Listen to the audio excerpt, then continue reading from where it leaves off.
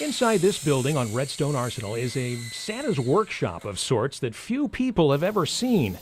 Oh, millions have seen what they make here at the exhibit and model shop, but few have ever seen how this creative crew shrinks a nearly 400-foot rocket into a desktop display, or discovered why what they do here is so important to NASA's mission. We're a visual society, so having a model to demonstrate all of these different designs really ignites the imagination of the person you're talking to. Manager of Exhibits and Artifacts, Todd Cannon, says this 11-member team of model makers, graphic designers, and technicians can create anything from delicate mural-sized wall coverings to sturdy hands-on exhibits and scale models. And this is a great way for people to understand when we're talking about a rocket that's going to go to the moon, what does that look like? Inspiration is their stock in trade, firing up the next generation by creating traveling exhibits, museum displays, artwork, and models. Many models. The eye wants to go to all the details, and the excitement begins to build. Trevor Bennett's been building models professionally here for 3 years. He worked on this 150 scale model of the SLS. The detail is incredible. Much of it still done by hand. As a modeler, we try to aim for accuracy that engineers notice. And they nail it, or glue it, or 3D print it. You get the feeling a lot of them would do this job for free. I couldn't believe that this job existed. Modeler Aaron Stanfield is in his 11th year here. Building models was a hobby until he heard about this place. I couldn't believe it. Somebody paid somebody to build models for NASA, so I had to have the job. He's working on this scale model of the engine test stand at Stennis Space Center in Mississippi. After visiting the site, he uploaded photos and blueprints, which he's now using to recreate the structure in plywood and plastic and building it to last. Some of these models are been out here for 50 years. Yeah, incredible. And I hope my models are out here for 50 years. We'll see. Shari White manages this team. She describes their mission in just a few words. We help tell the story of NASA. Designers and technicians can take a simple sketch, transfer it to a computer, and create a hand-built exhibit. But we're the actual hands-on. So when you come out, I can talk to you all day long and say I build rockets, and I built this and I did that. But until you see it, you don't know that that's what's actually going on. Design artist Rob Williams says it's rewarding work, showing people what NASA is doing. From paper, computer screen, to in a lobby or in a school or even in a museum, they get to see our work. In addition to museums, their work is on display at trade shows, in office building lobbies, presidential boardrooms, and executive offices. From here up, like this is the block one. Earlier this year, Spaceflight Center Director Jody Singer used a model in her office to show me how the SLS works. Now here's a model I designed for a 4-stage orbital rocket ship.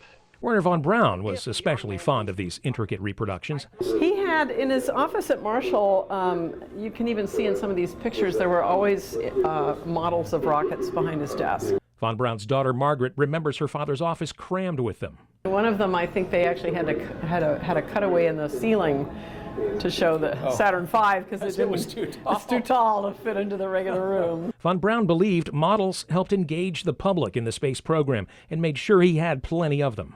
Dr. von Braun was one of the ones who actually helped focus on getting the model shop started here.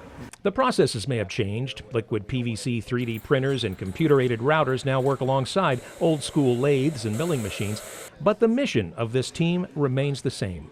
We show them what the agency is doing, where it's going, what we're going to do, what we're doing now. And I think that's very important. And so they'll come through mail. Registered nurse Holly Moss is the medical team administrator for the Limestone County Jail. We had an inmate who got... She told me she has a passion for what she does, but says there was no schooling that could have prepared her for the reality of this job.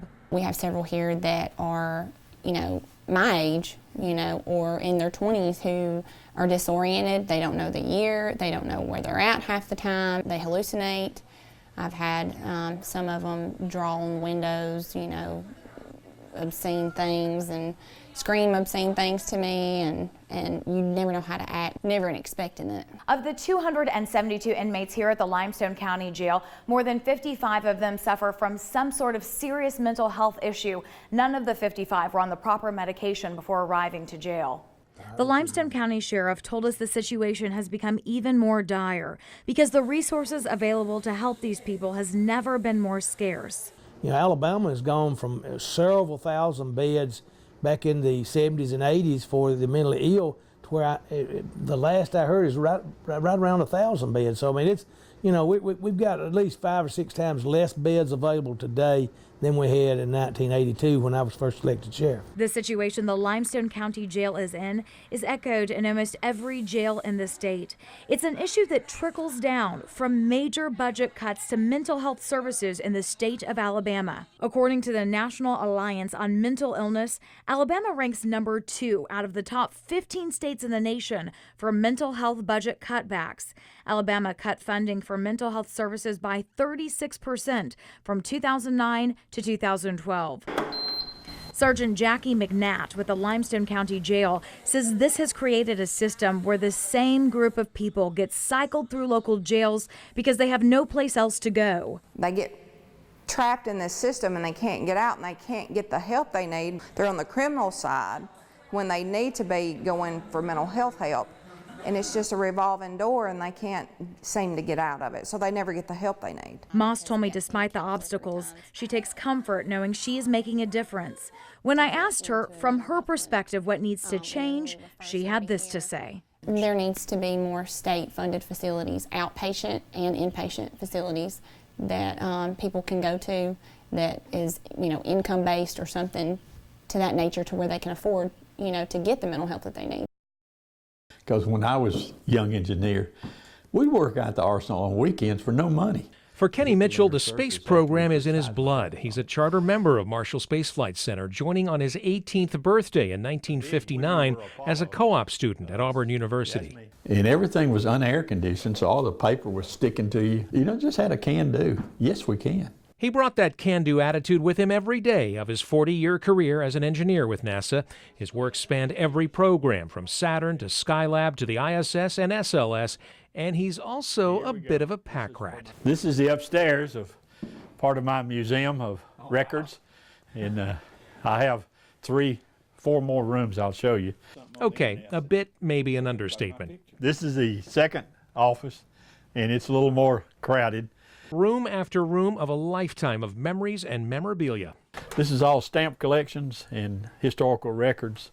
Collected, categorized, and cataloged. Tons of stuff. His job gave him access to places and people that few had, and he wants to share it all to tell the amazing story of NASA through the years. The 135 shuttle missions, I've got a picture of every crew, and a lot of them signed by the crew. I have thousands of astronaut signatures in these notebooks here. They're photos and mission. We'll end up in the Library of Congress one day, right? I hope that we have that library here. And this is not just stuff. This is a collection of historical significance. I tell my wife before she died, now if I die before you, don't sell this in a garage sale. It's really valuable stuff, and don't throw it away. Much of Mitchell's collection is on display here at the U.S. Space and Rocket Center, including a rare model of a Soviet N-1 rocket that he collected while a diplomat in the USSR. The N-1 was supposed to take Soviet cosmonauts to the moon, but failed on launch 4 out of 4 times before the Soviets gave up. We love Kenny Mitchell here. Rocket Center archivist Diane Brown recently went through Mitchell's treasure trove. And so this is our overflow area. More of which will soon be on display as we get closer to the Apollo 11 anniversary. With everything to do with space history and pop culture, and we are so thankful and so excited that he's given all of that to us. Now this is one I treasure. His eyes still light up when he shows off his collection, but then I asked about his most prized possession, and there's a sudden shift in his otherwise jovial demeanor. It's not here.